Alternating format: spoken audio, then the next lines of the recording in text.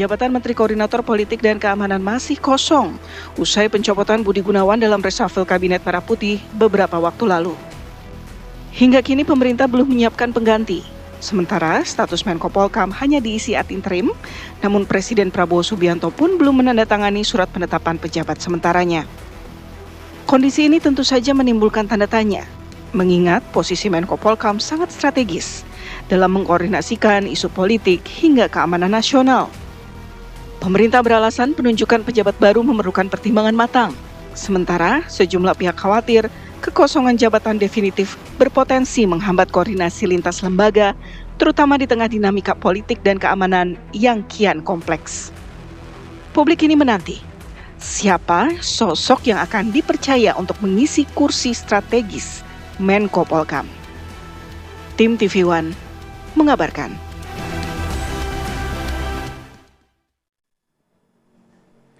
Pemirsa, Polda Metro Jaya kembali menggelar patroli skala besar sebagai langkah untuk menjamin kenyamanan masyarakat di wilayah hukum Polda Metro Jaya pada Minggu malam. Patroli skala besar ini sebagai wujud nyata langkah pemulihan penumpukan massa di wilayah hukum Polda Metro Jaya, di mana pasukan yang terdiri dari satuan-satuan kerja yang ada di Polda Metro disiagakan dalam patroli ini. Patroli digelar guna memberikan rasa aman serta perlindungan kepada masyarakat, di mana rencananya patroli seperti ini akan dilakukan secara berkala guna antisipasi terjadinya kembali kerusuhan yang mengakibatkan pengerusakan fasilitas.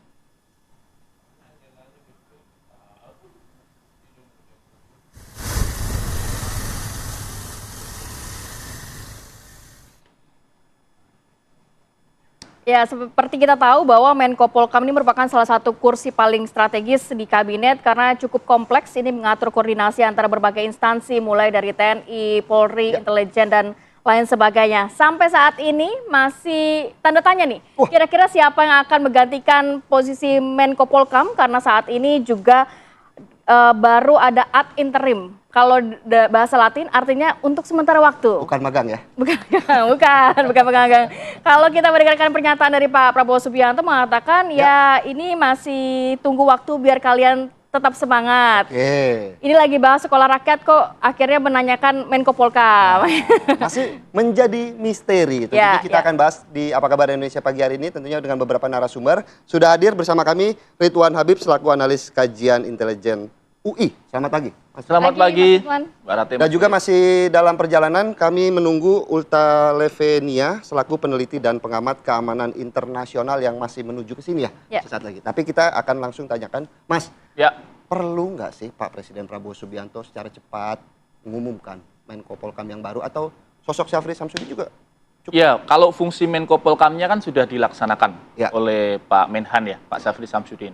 Tapi memang kita memahami bahwa dalam situasi krisis, ini kita anggap krisis ya, karena setelah demonstrasi besar, dalam situasi krisis itu Presiden perlu orang yang sangat bisa dia percaya. Jadi sangat wajar ketika Pak Syafri yang dipilih menjadi Menko Polhukam ad interim karena beliau sudah mengenal Pak Prabowo sudah mengenal Pak Syafri lama sekali, sejak mereka masih sama-sama menjadi taruna. Istilahnya kalau Pak Syafri mengangguk aja Pak Prabowo udah paham maknanya apa gitu. Nah, mungkin mencari figur seperti itu Mas Philip yang sekarang belum dapat mungkin ya. Ini sedang dicari, tetapi menurut saya memang kita bekerja dengan waktu karena situasi demonstrasi kemarin juga belum sepenuhnya resolve, belum sepenuhnya tersolusi kan. Dan kita sungguh berharap situasi akan terus membaik dan itu membutuhkan Menko yang bisa melakukan fungsi koordinatif. Tapi kalau juga tadi penjelasan dari Kamarati juga bahwa ini posisi yang cukup strategis, cukup penting begitu ya. Apakah sosok Syafri Samsudin juga kompeten untuk mengisi ini sejauh ini? Oh ya tentulah Pak Syafri kan memahami secara komprehensif lah dinamika politik dan keamanan. Dan memang hari ini kita juga butuh orang yang punya pengaruh. Karena Menko itu kan dia tidak punya fungsi perintah sebenarnya. Dia fungsinya koordinatif. Yang boleh misalnya, yang boleh memerintah Panglima TNI, yang boleh memerintah Kapolri itu Presiden. Menko itu memberikan fungsi koordinatif gitu. Nah, tapi tetap butuh figur yang bisa diterima oleh BIN, diterima oleh Polri, diterima oleh TNI yang kemudian bisa menyatukan mereka dalam satu gerakan besar, potensi besar gitu. Ya, kalau berbicara mengenai ad interim kan ini untuk sementara waktu ya Mas ya. Ya. Ini sebenarnya posisi yang strategis karena mengkoordinasi berbagai instansi, TNI, Polri, dan juga intelijen. Kalau dari sisi Anda melihatnya nantinya akan ada implikasi apa sih sebenarnya kalau memang jabatan ini juga belum terisi secara definitif? Ya, fungsi ad interim itu bukan kemudian kosong. Dia berarti sudah berjalan. Jadi Tapi secara sudah hanya running. bisa mengambil keputusan secara administrasi saja ya? Oh, tidak juga. Tidak juga. Kalau dia sudah mendapat mandat sebagai Menko Polhukam ad interim, dia boleh melakukan fungsi-fungsi utamanya. Tetapi memang di hari-hari ini kita juga gini Rate, kita butuh Menko itu yang juga bisa memahami situasi kondisi media sosial. Karena hari ini nih kan yang bergerak nih kan adik-adik Gen Z ya. Betul. Jadi kalau istilah kami itu kalau Menko-nya boomer gitu, sementara demonstrannya Gen Z kan nggak paham nih.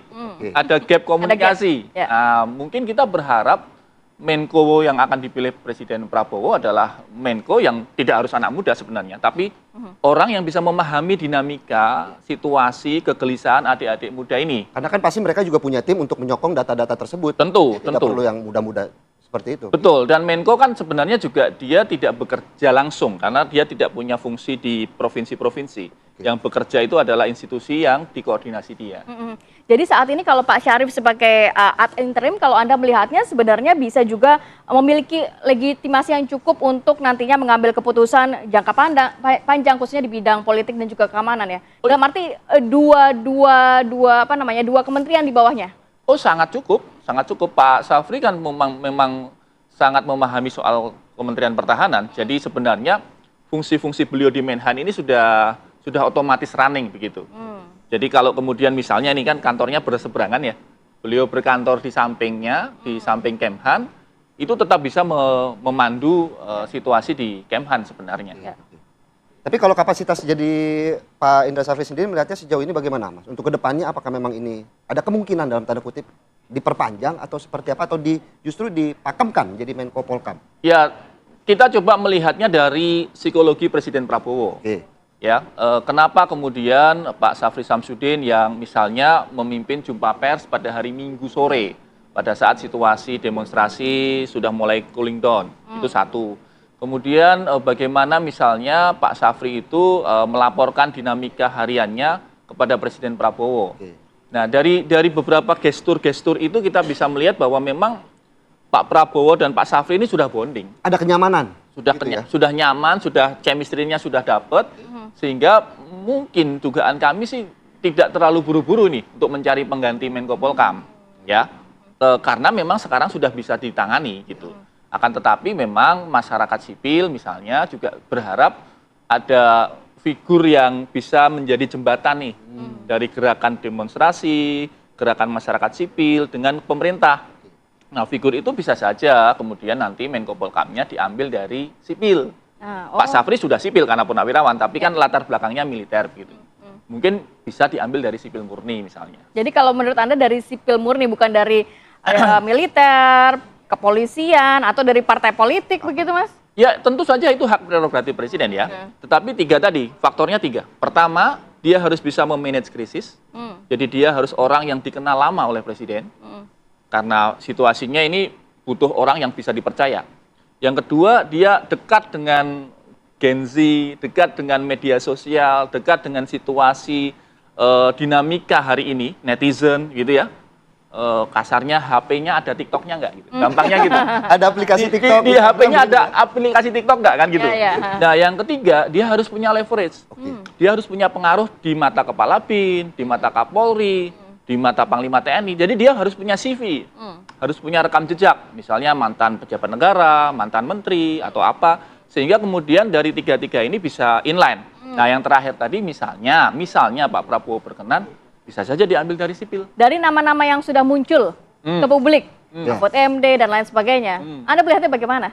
Aku nggak tahu, aku belum pernah lihat HP-nya Pak Mahfud ada TikTok-nya apa enggak ya. Tapi maksudku mungkin saja ada pembicaraan-pembicaraan itu kan. Pak Prabowo misalnya dulu waktu masih menjadi Menteri Pertahanan, sering mengundang Mas Andi Wijayanto, saat itu Gubernur Lemhanas, untuk makan siang, diskusi soal masalah-masalah terkini. Dan kalau Mas Andi aku tahu tuh HP-nya ada TikTok-nya gitu. Ya, bisa saja orang-orang begini sipil murni yang punya kapabilitas tentang pertahanan, keamanan, politik, mungkin saja akan dilirik oleh Presiden. Gitu. Nah, kita juga masih menunggu ya bagaimana kemudian ada nama-nama. Kalau kita melihat bagaimana yang cukup sulit kan artinya kan untuk menarik garis ya artinya dari Gen Z, kemudian ada kebutuhan-kebutuhan untuk kepentingan politiknya juga seperti itu. Ini posisinya seperti apa kira-kira, Mas, nanti ke depannya? Tapi tahan dulu ya, nanti kita akan sambung lagi di segmen berikutnya. Tetap bersama kami di Apa Kabar Indonesia Pagi.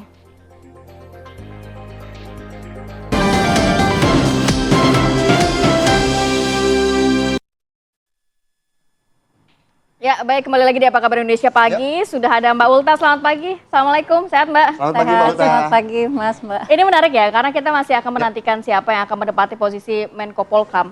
Dan saat ini Anda melihatnya dengan dinamika keamanan global, internasional, bahkan dalam negeri, mencermati siapa yang nantinya mungkin paling pantaskah di sini, atau memang ada poin-poin yang juga harus diperhatikan Pak Presiden Prabowo Subianto terkait kekosongan dari posisi ini. Dalam arti ad interim ini kan hanya sementara waktu.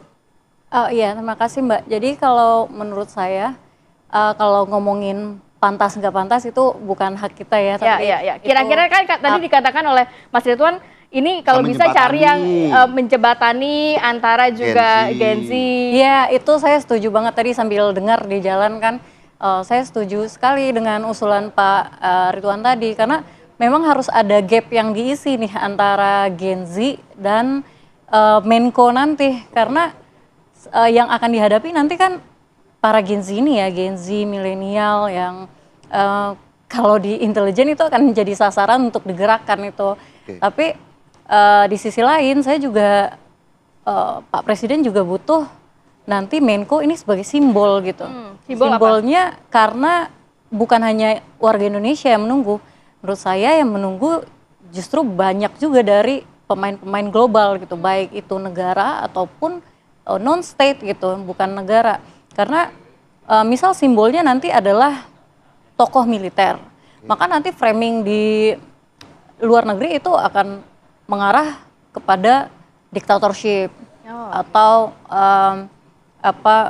presiden terlalu pro terhadap militer gitu.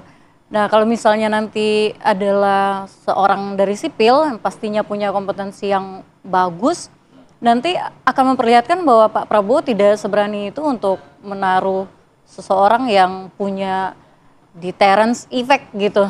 Jadi efek deterrence-nya gitu. Jadi ini benar-benar harus dipertimbangkan dalam negeri dan luar negeri. Sementara di dalam negeri saya lihat mungkin lebih baik ditaruh sipil. Kenapa ditaruh sipil? Karena nggak bisa dihindari ya, Mbak, Mas, Pak izin, bahwa kita disogohkan dengan propaganda, kalau saya manggilnya propaganda, oleh narasi-narasi yang menghantamkan dua institusi yang sangat krusial. TNI Polri. Ya, TNI dan Polri gitu. Jadi kalau misalnya di studi itu kan ada namanya relative deprivation. Jadi gimana kita merasakan ada semacam ancaman, dan ancaman itu bisa dibuat gitu, dan salah satu medium untuk membuat ancaman itu sekarang ini adalah algoritma gitu loh. Jadi ada sengaja dibenturkan atau di framing gitu oleh beberapa media yang Gen Z dan para milenial itu mendengarkan gitu. Jadi counternya ini belum ditemukan. Nah, makanya memang penting yang dikatakan oleh Pak Ridwan Habib tadi bahwa siapapun yang menempati nanti harus dikelilingi oleh orang-orang yang mengerti psikologisnya Gen Z, apa tuntutannya, dan paling penting punya sense-nya gitu loh. Ulta sendiri ada nama-nama yang cocok kah? Mungkin saya juga Pak tahu. Safri Samsudin juga lanjut begitu? Mungkin bisa aja ya, bisa aja. Kan tadi saya sampaikan bahwa beliau akan bisa menjadi simbol deterrence effect gitu. Jadi akan membuat Indonesia tuh terlihat lebih tegas lah kalau di mata global ya, karena CFR misalnya Council of Foreign Relation di Amerika itu kan sangat berpengaruh di Washington. Nah, mereka sudah mention tuh berapa kali bahwa Pak Prabowo dictatorship, intinya mengarahkan ke sana. Jadi kan artinya mereka pengen melihat juga nih bagaimana nantinya gitu. Ya, kalau saat ini juga belum ada definitif begitu ya. Jadi Menko Polhukam ad interim. Kalau Anda melihat apakah juga ini bisa mengganggu koordinasi berbagai instansi? Karena kan sebenarnya jabatan ini kan membutuhkan fungsi yang koordinasi supervisi kan terhadap berbagai lembaga instansi seperti Polri, TNI, dan juga BIN dan lain sebagainya. Kalau nanti akan berkepanjangan minggu ini atau pekan depan Pak Presiden belum mengambil keputusan siapa yang akan mengisi, nanti Anda melihat akan seperti apa? Apakah juga berpengaruh terhadap efektivitas kerja-kerja dari kementerian tersebut? Saya nggak ngelihat itu harus diputuskan buru-buru sih Mbak. Karena Mbak? Posisi Menko itu, apalagi Menko Polkam ya, beliau akan membawahi Menteri Luar Negeri, Mendagri, Menhan, Komdigi sekarang ya, TNI, Polri, BIN gitu. Jadi itu bukan keputusan yang bisa dibuat dalam semalam. Nanti yang akan mengisi posisi ini untuk periode selanjutnya akan gak segampang itu gitu. Karena ini adalah posisi yang sangat penting bagi Presiden dan ini juga posisi yang menjadi apa ya, Achilles heel-nya lah, semacam layar di mana Presiden itu bisa mempercayai seseorang gitu loh. Jadi tidak ada ini sih esensi kalau misalnya kita buru-buru gitu untuk memutuskannya gitu. Sama Pak Ridwan ya, sekarang apakah setuju juga dengan pernyataan Mbak Ulta bahwa tekanan elit global ternyata juga cukup mempengaruhi posisi Menko Polkam nantinya, begitu? Pasti seorang Menko itu menjadi representasi memang, apalagi ketika misalnya dalam pertemuan-pertemuan internasional. Tentu saja elemen-elemen asing, kepentingan-kepentingan asing juga berkepentingan dengan siapa yang akan menjadi Menko. Apa yang figur ini kalau terpilih menguntungkan mereka atau tidak. Tentu saja ada pengaruh itu Mas Philip. Tetapi memang saya setuju dengan Ulta tadi bahwa memang tidak perlu kita buru-buru. Karena Presiden Prabowo pasti juga punya pertimbangan-pertimbangan khusus. Menurut saya sih mencari chemistry tadi ya. Mencari chemistry yang pas karena dalam situasi pasca krisis ini supaya tidak ada spike baru, supaya tidak ada angsa hitam baru atau black swan baru, itu perlu orang yang saya kira perlu orang yang benar-benar dipahami luar dalam gitu oleh Presiden Prabowo. Tapi kalau melihat nama sebelumnya ini kan dianggap dekat dengan PDIP ya. Kalau misalnya kita melihat apakah mungkin dari partai politik lagi ini Mas? Maksudnya nama sebelumnya ini Pak Budi Gunawan. Ya, itu sekali lagi kembali kepada pilihan Presiden Prabowo ya. Dan saya tidak melihat relevansi apakah karena Pak BG ini partai atau bukan. Karena memang Pak BG ini kan lama juga berinteraksi dengan Presiden Prabowo saat beliau masih menjadi Menhan. Dan Pak BG juga yang mempertemukan Pak Prabowo 2019 dengan Pak Jokowi di MRT. Waktu itu cukup legend. Ingat kan dari situ ya? Iya kan, waktu itu kan yang mempertemukan di situ. Lalu waktu di Surabaya tahun 2022, Pak BG masih kepala BIN memberikan simbol-simbol bahwa kayaknya nih Pak Menhan deket-deket Presiden, jangan-jangan mau jadi Presiden nih. Ya, itu kode-kode ini sudah lama. Jadi bukan karena misalnya Pak BG dipilih karena representasi PDI Perjuangan. Jadi kembali ke tadi, saya kira tidak perlulah kita misalnya mengusulkan pada Presiden harus partai ini atau partai itu. Sekali lagi kalau saya tiga tadi, chemistry-nya, yang kedua dia mempunyai kapasitas menjembatani komunikasi dengan teman-teman Gen Z, dengan kelompok-kelompok mahasiswa. Kemudian yang terakhir punya leverage, dia harus bisa mendapatkan pengaruh, dihormati oleh BIN, Polri, TNI, Kemdagri, Kemlu, dan instansi lain yang dikendalikan. Mungkin Mbak Ulta juga ada tanggapannya melihat tiga kepentingan tadi, apakah sosok Syafri Samsudin juga cukup untuk mengisi posisi Menko Polkam begitu? Sebenarnya Pak Syafri benar-benar memiliki kapabilitas yang mumpuni untuk ada di Menko Polkam dan menjalankan fungsi tersebut. Cuman kan kalau misalnya Pak Ridwan Habib tadi kan tiga itu, nah saya hanya menambahkan aja bahwa saya karena mengamati politik global dan ancaman dan keamanan di luar sana, jadi saya juga melihat bahwa Menko Polkam yang akan ditunjuk nanti adalah simbol dari atau mungkin bisa dibilang seperti bahasanya Pak Prabowo dalam merespon kritik di luar negeri dan bagaimana gerakan-gerakan di luar negeri itu berusaha untuk mengintimidasi beliau mungkin karena dekat kepada kelompok BRICS sekarang.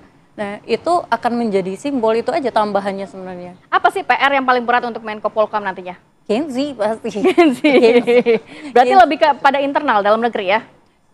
Bukan begitu ngelihatnya, izin Mbak. Jadi kalau saya ngelihat itu adalah ketika ada, kalau saya melihat operasi intelijen, kan ini senior lebih paham. Tapi kalau misalnya saya melihat operasi intelijen itu adalah bagaimana itu digunakan dalam ruang geopolitik dan politik internasional untuk mempertahankan hegemoni. Nah, ketika mempertahankan hegemoni ini, maka mereka akan menggunakan variabel-variabel yang bisa misal mengarahkan negara tersebut untuk berpihak kepada mereka. Misal salah satu contohnya.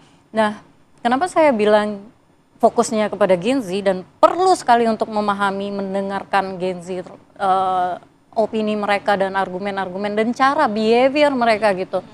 Karena kalau dalam operasi intelijen itu akan dilihat sebagai variabel yang sangat vulnerable. Rentan begitu ya? Rentan untuk disusupi, karena disusupinya ini maksudnya bisa macam-macam ya, secara ideologis, bisa macam-macam gitu. Apalagi sekarang kan menggunakan sosial media kan. Kalau dulu ada banyak operasi-operasi intelijen di luar negeri, misal kayak Operation Northwood, Operation Zapata, itu mereka memang invest. Jadi mereka seperti mentraining anak muda itu, memang physically training anak muda itu untuk, anak muda Kuba waktu itu, untuk kembali ke Kuba dan membuat revolusi misal gitu, karena ada perseteruan antara Amerika dengan Kuba waktu itu.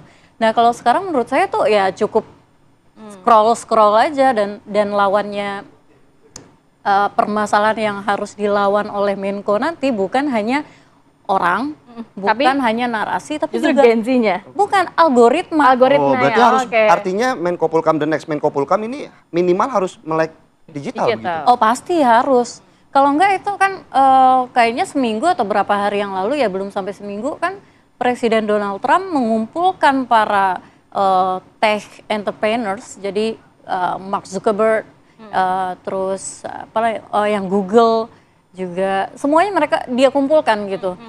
Karena mereka tahu sekarang ini kan kita udah ada di dunia yang borderless juga ya. Batas ya. Jadi siapa sih kepala negara sekarang yang nggak pakai medsos? Jadi itu dia tuh udah di atas gitu jatuhnya. Sehingga ada patron Kalau menurut klien Anda gitu. haruskah ada terobosan? Tadi kan Mbak Ulta mention yang paling penting adalah melihat Gen Z-nya ya. Kita tahu Indonesia ini kan punya bonus demografi, banyaknya anak muda. Jangan sampai anak muda ini ke sisi negatifnya. Tapi apa mungkin terobosan yang harus dilakukan oleh Menko Polhukam? Selain juga tadi PR-nya cukup banyak yang disampaikan. Iya, baru-baru ini kan udah mulai bersuara tentang satu akun, satu KTP ya, satu KTP, satu akun. Jadi karena kenapa ini menurut saya penting, tapi Pak Menko Polhukam berikutnya sepertinya akan menghadapi perlawanan yang cukup sengit untuk dalam arti mengaplikasikan ini. Karena gini, sekarang ini di Indonesia kita tuh dihadapkan dengan satu orang banyak akun gitu. Jadi dunia nyata dan dunia maya itu gapnya terlalu jauh. Dunia nyata mungkin Indonesia 280 juta masyarakat, ya. Tapi itu medsosnya tuh bisa kayak 3-4 kali lipat banyak. Disinilah menjadi gitu. celah-celah nantinya ya. Nah di situ kita jangan memberi ruang juga kepada penyakit mental. Karena kadang ya orang yang di medsos itu belum tentu tuh sama dengan orang realnya. Dia mungkin marah-marah di medsos. Buzzer atau begitu apa. ya maksud Mbak Uta ya? Ya, the age of buzzer tuh is facing the ends lah after kalau misalnya kita menerapkan itu gitu. Cuman kita melihat Nepal juga kan menjadi pertimbangan ketika Gen Z-nya ditutup atau di restrict gitu, mereka rebels gitu. Mas Uta, PR juga nih kalau versinya Mbak Uta. Mas Ridwan. Kalau perlu bangun tidur buka IG dulu sebelum baca WA-nya Pak Prabowo dan next Menko Polhukam gitu. Ya sebenarnya Mas Philip, di Indonesia kan ada Badan Cyber ya, Badan Cyber dan Sandi Negara, dan Kepala BSSN itu Pak Nugroho Sulistyo-Budi. Jangan lupa beliau juga adalah orang dekat Presiden Prabowo. Nah jadi ini bisa nih muncul juga nih jadi bursa kandidat juga karena dia pasti paham cyber dong. Kepala BSSN masa nggak paham TikTok? Kepala BSSN pasti paham metadata. Tapi aku setuju dengan Ulta tadi bahwa memang dinamika global nggak bisa terlepas. Memang situasi dalam negeri harus jadi prioritas. Tapi skala luasnya, dinamika politik globalnya juga harus menjadi pertimbangan Presiden Prabowo ketika menentukan figur Menko Polhukam yang tepat. Kalau menurut Anda PR paling penting apa? Tadi kan dikatakan Gen Z Fungsi-fungsi itu sebenarnya sudah dilakukan di Kedeputian Menko Polhukam kan sebenarnya ada, tinggal diperkuat saja. Misalnya Deputi Bidang Informasi Komunikasi, kalau nggak salah Deputi 7 Menko Polhukam. Nah itu bisa saja nanti mengundang pakar-pakar muda, Ulta dan kawan-kawannya yang paham tentang dinamika medsos, paham tentang Gen Z, diskusi di situ, kemudian cari solusi bareng. Ini kan fungsi komunikasinya kan buntu Mbak Rate.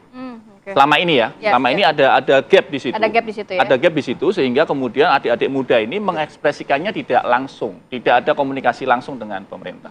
Baik, mungkin sedikit saja Mas Ridwan bahwa kalau kita melihat sejarah Menko Polhukam ini didominasi oleh independen memang. Tapi jangan lupa ada posisi Golkar dan juga ada Partai Demokrat yang pernah mengisi posisi ini. Seperti apa kandidatnya kira-kira? Oh, saya nggak bisa nyebut nama per nama Mas Philip, apalagi menyebut artinya dari partai mungkin kalau kita lihat menilik sejarah. Sekali lagi itu adalah up to the presiden. Itu adalah murni prerogatif presiden dan kalau memang presiden melihat ada figur yang dia dinilai cocok tetapi terafiliasi partai, tetapi presiden merasa yakin dengan itu ya monggo-monggo saja. Kenapa enggak? Kan? Kenapa enggak? Ya. Mbak Uta, mungkin pertanyaan yang sama seperti itu?